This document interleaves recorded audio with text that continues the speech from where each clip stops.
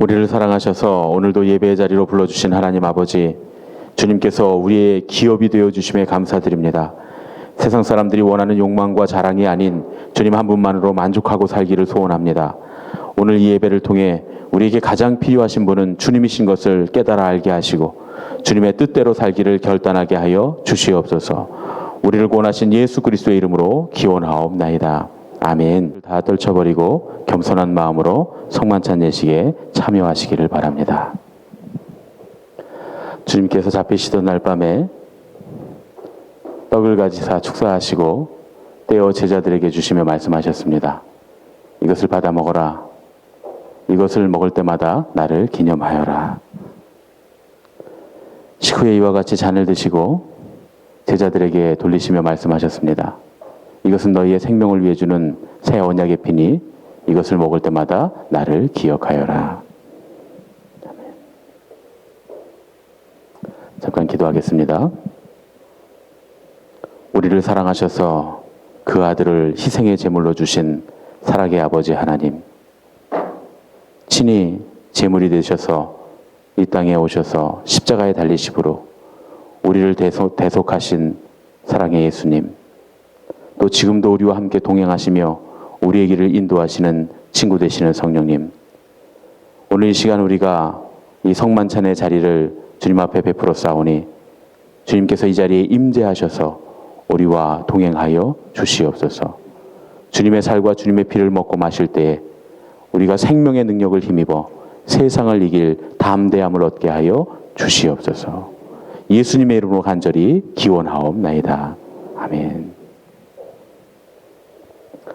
우리가 이제 이 떡을 먹을 때에 한 떡이므로 우리가 하나이며 그리스도의 부활에 동참하게 됨을 믿습니다.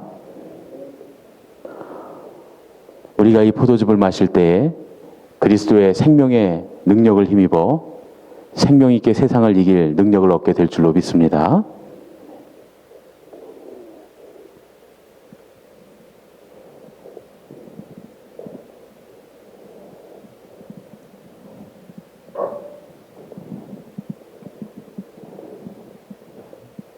그리스도의 몸입니다. 그리스도의 몸입니다. 그리스도의 보혈입니다. 그리스도의 보혈입니다.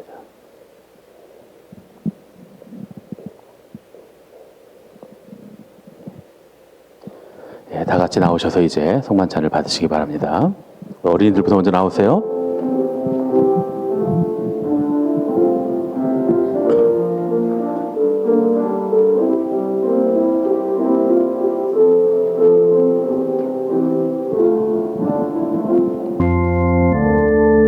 여러분을 위해 주신 우리 주 예수 그리스도의 몸이 우리를 죄와 사망의 몸에서 해방시켜 주십니다. 그리스도께서 우리를 위해 죽으셨음을 기억하면서 믿음과 감사로 이 떡을 받으시기 바랍니다. 여러분을 위해 흘리신 우리 주 예수 그리스도의 보혈이 우리를 사망의 권세를 이기고 영원한 생명에 이르도록 보호해 주십니다. 그리스도께서 우리를 위해 흘리신 보혈을 기억하면서 믿음과 감사로 이 잔을 받으시기 바랍니다.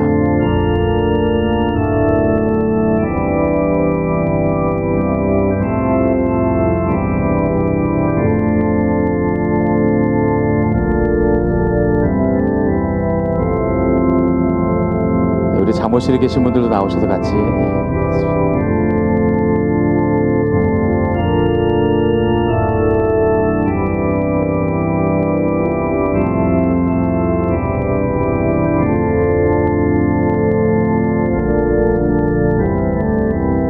만일 우리가 죄가 없다고 말하면 스스로 속이고 또 진리가 우리 속에 있지 아니할 것이요 만일 우리가 우리 죄를 자백하면 그는 미쁘시고 의로우사 우리 죄를 사하시며 우리를 모든 불의에서 깨끗하게 하실 것이요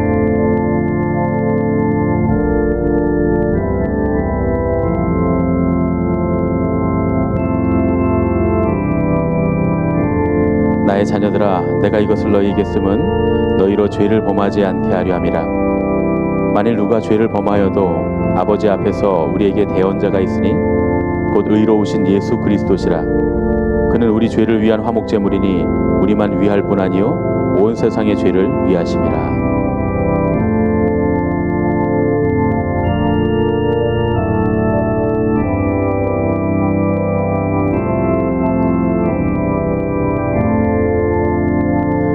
수고하고 무거운 짐진 자들아 다 내게로 오라. 내가 너희를 쉬게 하리라.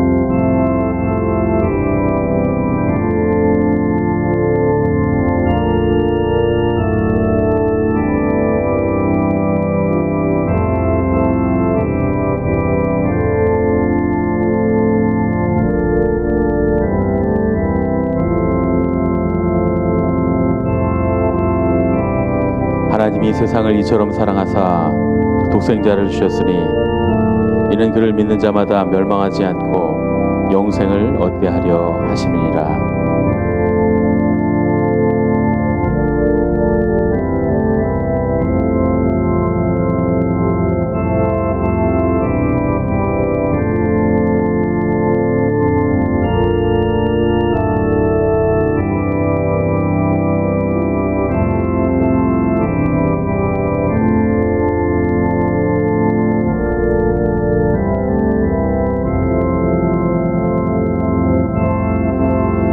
미쁘다 모든 사람이 받을 만한 이 말이여 그리스도 예수께서 죄인을 구원하시려고 세상에 임하셨다 하였도다.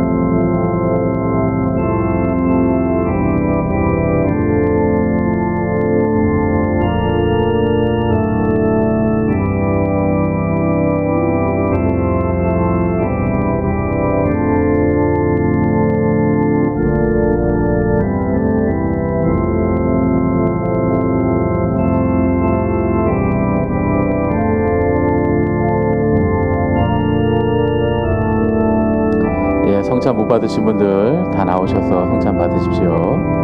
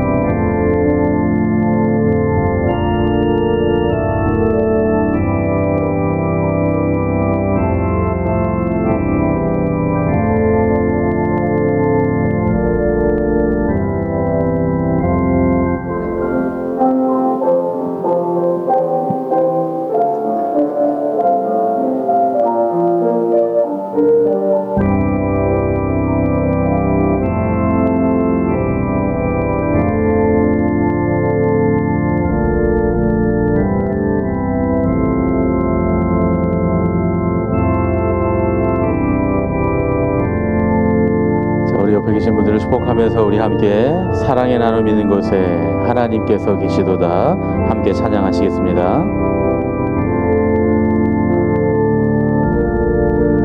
옆에 계신 분들을 축복하면서 우리 찬양하겠습니다. 사랑의 나눔, 사랑의 나눔 있는 곳에 하나님께서 계시도. 오늘 잠옷실부터 축복하겠습니다. 잠옷실. 사랑의 나눔 있는 곳에 하나님께서 계시도. 우리 1분단에 있는 어린이들과 1분단을 위해서 사랑의 나눔 있는 곳에 하나님께서 계시도. 우리 2분단 축복하겠습니다. 사랑의 나눔, 사랑의 나눔 있는 곳에 하나님께서 계시도. 자, 우리 3분단 축복하겠습니다. 사랑의 나눔, 사랑의 나눔 있는 곳. 저기 있는 우리 원아랑, 하나님께서 함께 축복해 주시면 좋겠습니다. 계시도. 자, 우리 성가대와 김웅진 권사님 축복하겠습니다. 사랑의 나눔 있는 곳에 하나님께서 계시도. 우리 마지막으로 옆에 사람 손을 잡고서 함께 축복합니다. 사랑의 나눔 있는 곳에 아멘. 하나님께서 계시도다. 우리 다 같이 한 목소리로 감사기도 하겠습니다. 은혜와 사랑이 충만하신 하나님, 주님의 은혜로 우리를 구원하시고 생명의 양식을 주시니 감사합니다. 우리를 위하여 온몸을 내어주신 십자가의 사랑과 희생의 신비를 기억하면서 우리 자신을 헌신의 제물로 하나님께 드립니다. 성만찬에 참여한 우리가 그리스도와 하나 되게 하시고 서로 하나 되게 하시며 온 교회가 하나 되게 하여 주옵소서. 세상을 향하여 나아가야 할 우리가 성령의 능력 안에서 전심으로 하나님과 이웃을 사랑하며 그리스도의 빛과 소금이 되게 하사 주님이 오시는 날 하나님 나라의 유업을 함께 누리게 하옵소서. 우리에게 영생의 양식을 주시는 우리 주 예수 그리스도의 이름으로 기도합니다. 아멘. 오늘 우리에게 주신 하나님 말씀은 창세기 15장 1절로 7절 말씀입니다. 구약성경 창세기 15장 1절로 7절 말씀을 우리 함께 한 목소리로 봉독하겠습니다. 이후에 여호와의 말씀이 환상 중에 아브라함에게 임하여 이르시되 아브라함아 두려워하지 말라. 나는 내 방패요 너의 지극히 큰 상급이니라. 아브라함이 이르되 주 여호와여 무엇을 내게 주시려 하나이까. 나는 자식이 없사오니 나의 상속자는 이 다메섹 사람 엘리에셀이니이다. 아브라함이 또 이르되 주께서 내게 씨를 주시지 아니하였으니 내 집에서 길린 자가 내 상속자가 될 것이니이다. 여호와의 말씀이 그에게 임하여 이르시되 그 사람이 내 상속자가 아니라 내 몸에서 날 자가 내 상속자가 되리라 하시고 그를 이끌고 밖으로 나가 이르시되 하늘을 우러러 무뼈를 셀 수 있나 보라. 또 그에게 이르시되 내 자손이 이와 같으리라. 아브라함이 여호와를 믿으니 여호와께서 이를 그의 공의로 여기시고 또 그에게 이르되 나를 이 땅에 주어 소유를 삼게 하려고 너를 갈대아인의 우르에서 이끌어낸 여호와니라. 아멘. 자, 우리 어린이들 지금부터 말씀을 목사님이 한 25분 정도 전할 건데 20분? 정도 전할 건데 잘 들을 수 있죠? 예. 우리 어린이들이 의외로 아주 잘 듣더라고요. 지난번에 보니까 나중에 물어보기도 하고 질문도 하고 우리 어른들은 말씀해도 질문하는 사람이 하나도 없는데 아이들은 꼭 어린이들은 질문하는 사람이 있어요. 올라와서 목사님 그거 무슨 말씀이었어요? 이렇게 되면 어떻게 되는 거예요? 물어보는 어린이들이 있던데 그래서 제가 볼 때는 우리 어린이들이 어른들보다 더 말씀을 잘 듣는다. 목사님 이렇게 생각하게 됐어요. 그래서 목사님이 어린이들한테 선물로 재미있는 퀴즈부터 하나 내고 말씀을 시작할 건데 맞춰도 상은 없어요. 그냥 기분이 맞췄으면 기분이 좋은 거. 그게 상이에요. 자, 문제 하나 내겠습니다. 커피에 설탕을 넣잖아요. 커피에 이렇게 설탕을 넣고서 어떤 분들은 이렇게 시계 방향으로 젓습니다. 그렇죠? 어떤 분들은 시계 반대 방향으로 젓습니다. 저는 이제 주로 시계 방향으로 젓는데요. 그리고 또 어떤 사람들은 이렇게 아래 위로 젓습니다. M자 모양으로 이렇게 영어 소문자 M자 모양으로 이렇게 젓습니다. 그렇게 젓는 이유가 뭘까요? 예, 예. 주한이가 제일 먼저 대답을 했는데 여기도 성가대도 많이 하시네요. 정답은 예, 설탕 녹으라고 예, 설탕 녹으라고 젓는 거죠. 맞습니다. 예, 맞췄으니까 기분이 좋으십니까? 예, 예, 예. 원래는 여러분들이 못 맞추고 막 틀려야 제가 좀 기분이 좋은데 예, 저는 기분이 좀 덜 좋고 시작했습니다. 예. 어떤 방법으로 젓든지 간에 설탕을 녹이는 게 목적이죠. 근데 가장 설탕이 잘 녹는 방법은 뭔지 아십니까? 예, 맞습니다. M자로 젓는 게 예, 설탕을 가장 잘 녹이는 방법. 예전에 TV에서 나오더라고요. 예, 우리 같이 봤으니까 아마 알 겁니다. M자로 이렇게 아래 위로 젓는 게 설탕이 제일 빨리 녹는데요. 뭐 얼마나 시간 차이가 나는지는 전 잘 모르겠습니다. 그래야 뭐 얼마 차이 나겠습니까? 뭐 1, 2초 차이 나겠죠.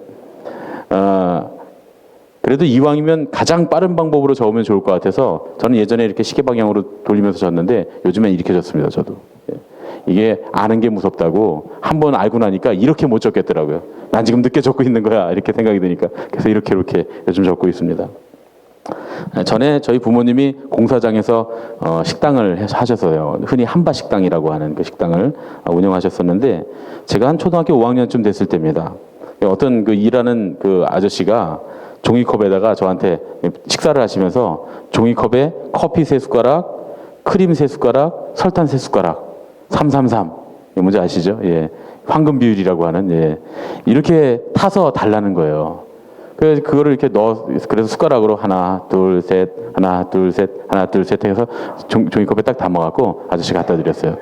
그래도 이제 뜨거운 보리차 있죠. 뜨거운 보리차 끓여놓은 거 이렇게 타갖고 드시더라고요. 한참 젓더니 이렇게 한참 휘휘 젓더니만 숟가락으로 이렇게 젓가락으로 이렇게 휘휘 젓더니만 드시는데 맛있게 드실 줄 알았는데 드시자마자 갑자기 인사가 확 쓰면서 퇴 뱉는 거예요. 그래서 제가 깜짝 놀랐습니다. 제가 설탕인 줄 알고 맛소금을 3숟가락을 거기다 제가 넣은 거예요. 그때는 그게 구별이 안 됐습니다. 예. 왜냐하면 다 비슷비슷한 통에 들어있으니까 이렇게 열어보니까 설탕인 것 같더라고요. 근데 그 맛소금이었던 거죠. 아무리 커피에 설탕을 잘 녹이는 법, 빨리 녹이는 법을 알고 있어도 이게 설탕이 아니라 소금을 넣으면 큰 문제입니다. 그거는 예. 마실 수가 없게 되죠. 인생도 마찬가지입니다. 번뜩이는 아이디어가 있고 기가 막힌 과정을 겪어서 참 일을 해나갔는데 실패하는 경우가 있습니다. 그리고 굉장히 그것 때문에 상심하는 경우가 많이 있는데 근본적인 방향이나 목적이 잘못된 경우에는 100% 그렇게 실패하게 돼 있습니다. 근본적으로 잘못됐으니까요. 설탕 넣어야 되는데 소금 넣었으니까 아무리 잘 저어봐야 그게 어떻게 커피가 되겠냐 그런 얘기죠. 오늘은 그런 얘기를 좀 나누려고 합니다.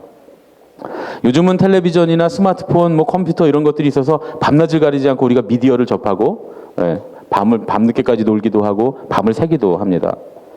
그런데 그런 것들이 없던 시대에는 밤이 되면 일찍 잠자리에 다들 들었습니다.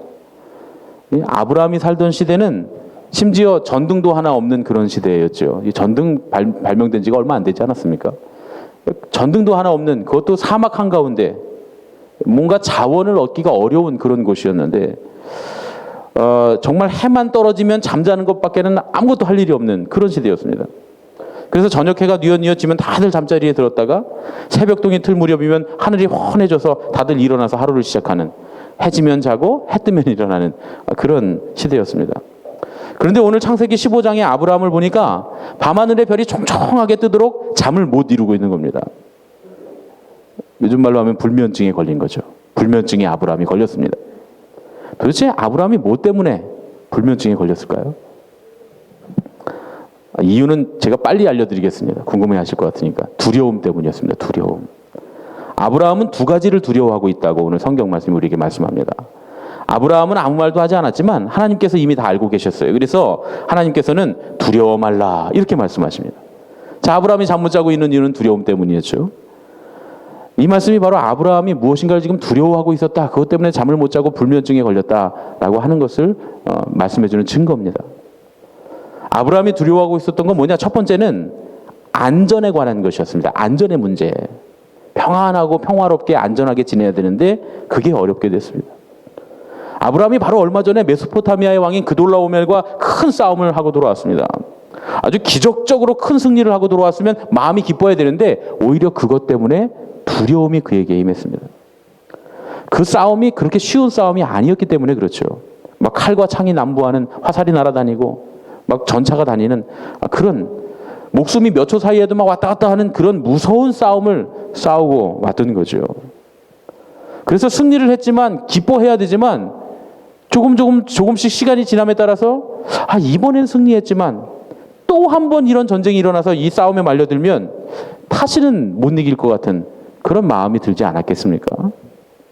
그런데 이 아브라함이 살고 있는 땅은 언제든지 이런 싸움이 일어나는 땅이었어요. 이집트와 메소포타미아, 시리아의 왕들이 하여튼 이곳에서 싸움을 하는, 여기가 바로 그 싸움터였기 때문입니다. 그래서 아브라함이 두려웠습니다. 그래서 하나님이 뭐라고 말씀하시죠? 내 방패가 되어주겠다 이렇게 말씀하십니다. 아브라함이 안전 때문에 두려워했다고 하는 증거가 바로 그거죠. 아브라함이 불면증을 얻게 된 두 번째 원인은 뭐냐? 두 번째 두려움은 상급이 없다는 거였습니다. 상급이. 목숨을 걸고 싸워서 왔으면 막 승리를 기뻐하고 즐거워해야 되는데 그러지 못하는 이유 중에 하나는 또 뭐냐? 전리품들을 다 소도망에게 주고 온 거죠. 말 그대로 고생해서 남 좋은 일만 시켰다. 그런 얘기입니다. 그런데 이것보다 훨씬 더 큰 문제가 아브라함에게 있었습니다. 뭐냐 하면 이미 내가 가지고 있는 일궈놓은 이 모든 것도 물려줄 사람이 없다는 거예요. 아들이 없다는 것. 그것이 아브라함의 두 번째 두려움이었습니다. 자기가 평생 일궈놓은 재산과 가문을 상속할 사람이 없다고 하는 것. 그래서 하나님께서 갈대아 우르를 떠날 때 아브라함 번성케 해주시겠다고 했는데 하나님의 그 약속이 점점 의심이 가기 시작합니다. 아들이 생기기는커녕 점점 늙어만 가니까 도대체 소망이 생기지를 않는 겁니다.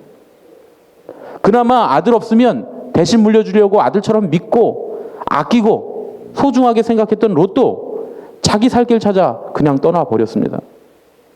이제는 자기 종을 후계자로 삼아야 되는 비참한 상황 가운데 아브라함이 처해 있었다. 그런 말입니다.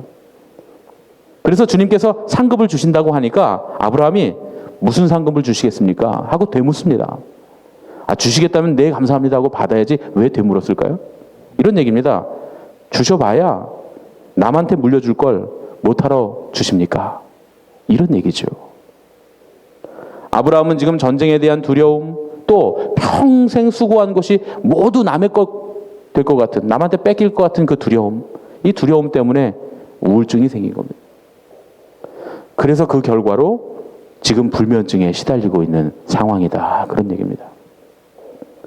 그런데 창세기 16장을 보면 이와 비슷한 문제가 사라에게도 생겼습니다. 이제는 너무 늙어서 아이를 낳을 수 없게 된, 생산이 끊긴 그런 사라는 자존감이 너무 떨어져 있었습니다. 창세기 16장에 나오는 사라의 모습을 보면 우리는 사라의 자존감이 얼마나 떨어져 있는가를 알 수가 있습니다. 사라는 자기가 아이 낳는 것을 아예 포기합니다.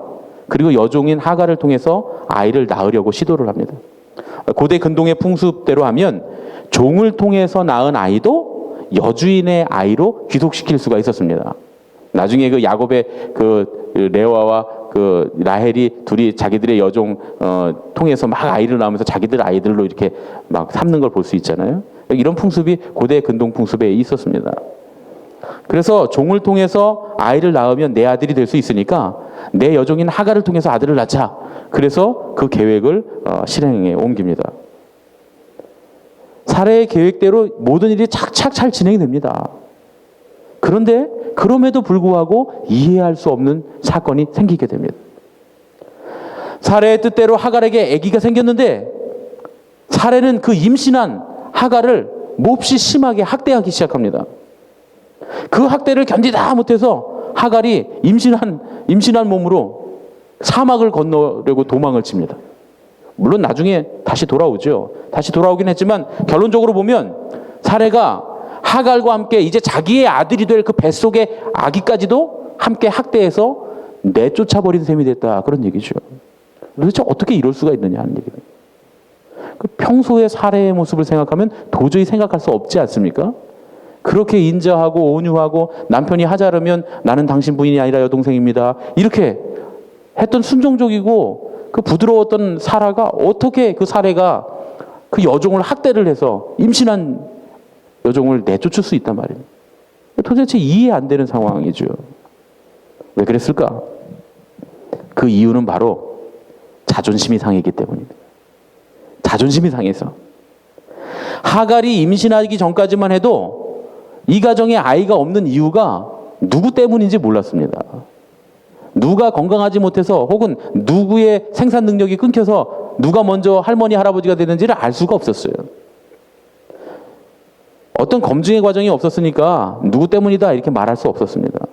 그런데 아브람과 여종인 하갈 사이에 아기가 생겼어요. 자, 이제 누구 때문에 아이를 못 낳았던 겁니까? 예. 사례에게 원인이 있다는 결론이 나게 됐다. 그런 얘기죠. 사례는 아들이 갖고 싶어서 어떻게든 편법으로라도 아이를 가지려고 애쓰고 노력하다가 오히려 더 자존심이 상하고 만 겁니다. 얼마나 자존심이 상했는지. 여종이 임신을 해서 어깨가 뒤로 젖혀지고 목이, 허리가 꼿꼿해지고 그렇게 되잖아요, 점점. 예. 행동이 느려진 하갈을 보면서 사례가 너무너무 자존심이 상한 겁니다. 그래서 그토록 신중하고 지혜롭고 온유하고 자애로웠던 사례가 평정심을 한순간에 잃어버리고 임신 부인 하갈을 모질게 학대하기 시작한 겁니다. 요즘 학문적으로 말하면 사례가 분노 조절 장애를 앓게 된 겁니다. 그렇죠? 여러분? 성경 읽다가 사례의 이 모습이 전혀 이해가 안 되신 적이 많으셨죠?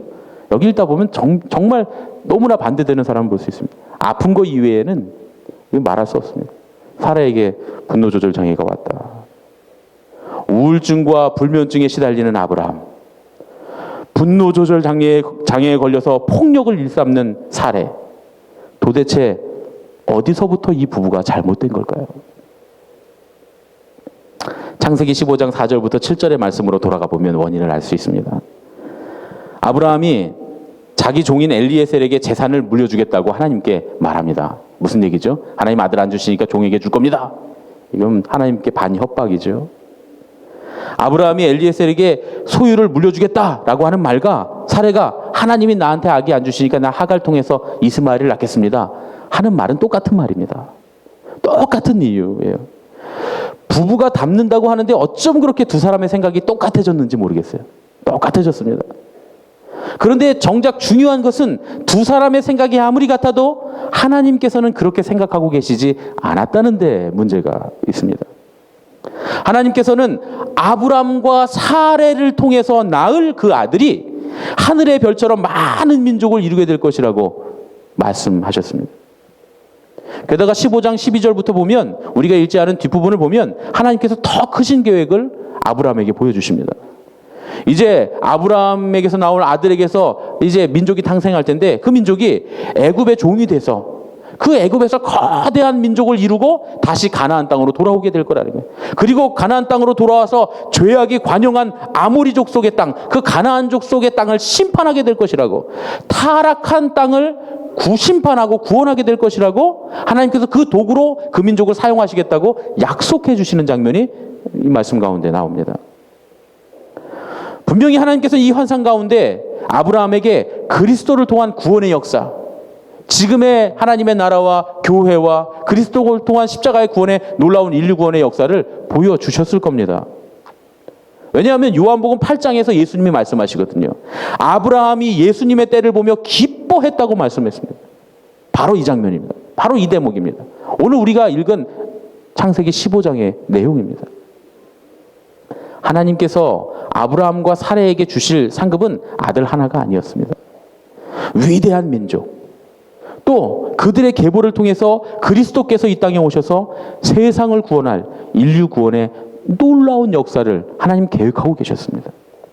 그런데 고작 아브라함은 자기 지금 있는 알량한 재산을 물려줄 아들, 또 사레는 자기 자존심 회복시켜줄 아들 하나가 필요했던 겁니다. 그러다 보니 처음부터 하나님의 뜻과 어긋나게 된 거죠. 다시 처음으로 돌아가 봅니다. 창세기 15장 1절부터 3절까지의 말씀을 가만히 읽어보면 아브라함과 하나님 사이에 동문서답이 나옵니다. 저는 성경에서 동문서답이 나오면 무릎을 탁 칩니다. 왜냐하면 너무 재밌는 얘기가 숨어져 있거든요. 동문서답 안에는 아주 크고 심오한 이야기들이 들어있습니다. 하나님께서 아브라함에게 아브라함아 두려워하지 말라. 나는 내 방패요 지극히 큰 상급이니라. 나는 내 방패요 지극히 큰 상급이니라. 이렇게 말씀하셨습니다. 그런데 아브라함이 주 여호와여 무엇을 내게 주시려 하나이까 하고 질문을 합니다. 여러분 이건 굉장한 동문서답이죠. 하나님께서는 분명히 하나님 자신을 아브라함에게 방패와 상급으로 내가 너에게 나를 보낸다. 그러면서 너에게 나를 주겠다. 이렇게 말씀하시는데 아브라함이 하나님 뭘 주려고 그러십니까? 얘기 뭡니까? 그건 필요 없고 하나님 그건 필요 없고 딴 거 주세요. 그런 얘기죠. 그렇게 이야기가 시작됩니다. 하나님 그건 필요 없고 하나님 아들 하나 주십시오.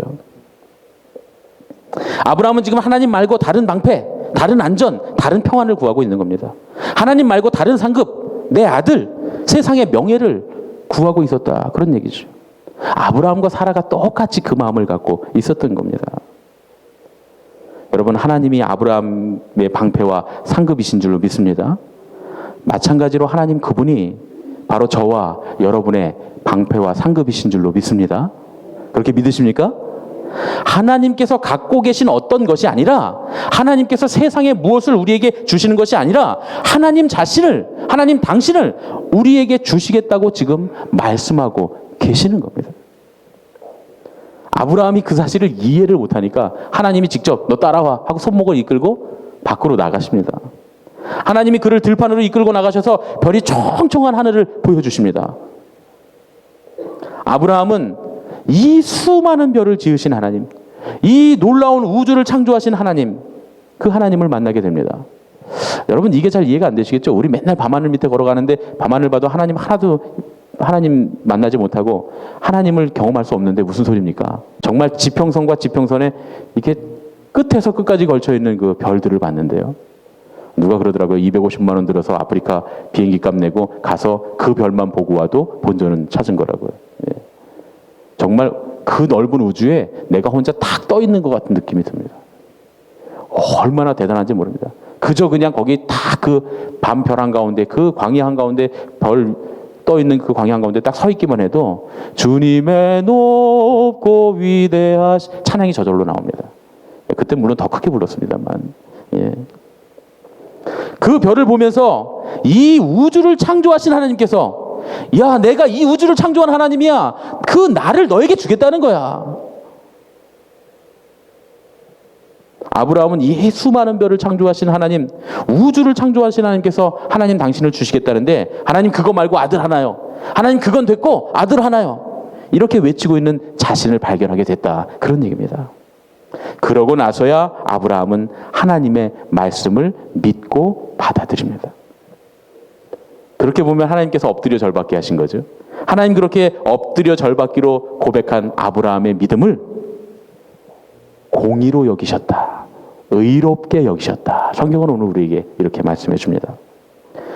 여러분 이 대목을 보면 우리는 아브라함의 믿음이 그렇게 특별하지 않다는 걸 알 수 있습니다. 다만 끝까지 이해시키시고 손목까지 붙들고 가셔서 엎드려 절받기로 믿음의 고백을 하게 하시는 하나님의 사랑이 훨씬 더 특별한 것을 우리가 발견할 수 있습니다. 그런데 하나님이 그렇게 자기 자신을, 하나님 당신을 우리에게 주고 계십니다. 그 사랑이 바로 우리 거다. 그런 얘기입니다. 여러분, 아들 이삭이 아무리 귀해도 하나님보다 귀하지 않습니다. 세상의 명예나 부하가 아무리 값지다 한들 하나님 앞에서는 돌덩어리에 불과합니다. 세상에서 가장 안전하다고 하는 요새도 하나님의 날개 그늘에 비하면 그저 훅 불면 날아가는 지푸라기와 같습니다. 그런데 정작 우리가 원하는 것은 뭡니까? 그토록 우리에게 주기를 원하시는 하나님입니까? 아니면 비교조차 할 가치 없는 것들입니까? 아브라함은 하나님의 손가락이 가리키는 방향을 따라서 길을 나선 순례자였습니다. 우리보다는 훨씬 목적지가 분명하고 확신에 찬 사람이었음을 우리가 알 수 있습니다. 어떻게 나이 70에 본토 친척 아비 집을 떠나 고향을 떠나 안전한 삶을 떠나 하나님께서 가리키는 곳을 향해 갈 수 있습니까? 게다가 자기의 소유와 하나님의 소유를 명확하게 분별할 수 있는 지혜도 가진 사람이었습니다. 또 하나님께서 함께 하시고 역사하심을 믿고 감당할 수 없는 싸움인데도 불구하고 그 싸움에 나설 수 있는 용기도 있는 사람이었습니다. 그런데 오늘 말씀 속에서 아브라함은 자신의 한계를 드러냅니다. 그 한계가 뭐였습니까? 하나님을 따라 나선 이 목적이 인간적이었다는 거예요. 하나님이 그래서 그 목적을 수정해 주시는 거예요. 목적이 인간적이니 그렇게 믿음이 좋은 것 같고 훌륭하고 좋은 방법으로 기가 막힌 아이디어로 그리고 순종의 모습으로 나섰던 아브라함이 불면증에 걸리고 사라가 분노 조절 장애에 걸리고 만 것입니다. 그런 면에서 보니까 아브라함과 우리가 많이 닮았죠? 우리도 비슷하지 않습니까? 아브라함의 방패와 상급이 하나님이셨던 것처럼 하나님이 직접 아브라함의 방패와 상급, 아브라함의 것이 되셨던 것처럼 우리 인생의 방패나 상급은 우리의 자녀나 친구, 부와 명예, 세상이 주는 안락함, 혹은 우리가 갖고 있는 배경 이런 것들이 아닙니다. 바로 하나님이 우리의 방패와 상급이 되시는 줄로 믿습니다. 하나님 한 분만으로 우리가 만족할 수만 있다면 우리는 정말 행복한 사람들이 다 될 수 있습니다. 우리가 아브라함처럼 그 사실을 깨닫고 믿을 수만 있다면 하나님께서는 우리를 의롭다고 인정해 주시고 우리를 통해서 하나님께서 하시려고 하시는 놀라우신 일들을 보여주실 줄로 믿습니다. 여러분, 우리 인생의 두려움이 어디에서부터 옵니까? 하나님 말고 다른 것으로 만족하려고 하기 때문입니다. 우리의 인생이 정말 행복하려면 주님께서 내 안에, 내가 하나님 안에 하나님의 뜻대로 살고 하나님과 함께 동행하는 것에 가장 큰 가치를 두는 그런 인생이 되어야 할 줄로 믿습니다. 우리 옆에 계신 분들과 인사하겠습니다. 하나님 한 분이면 충분합니다. 아멘. 예, 아멘도 하셔야죠. 아멘. 아멘. 주님 당신을 우리에게 주시겠다고 주님 오늘 말씀하십니다. 주님만으로 만족할 수 있는 믿음이 되게 하여 주시옵소서. 주님 한 분만으로 만족한 삶이 되게 하여 주시옵소서. 이제는 우리 주 예수 그리스도의 은혜와 하나님 아버지의 지극하신 사랑과 성령님의 교통하시고 인도하심이 이제 주님 한 분만으로 만족하며 주님만이 나의 모든 것이라고 고백하길 원하는 예수님의 가족들 머리 위에 이제부터 영원까지 함께 하셨기만을 간절히 축원하옵나이다. 아멘.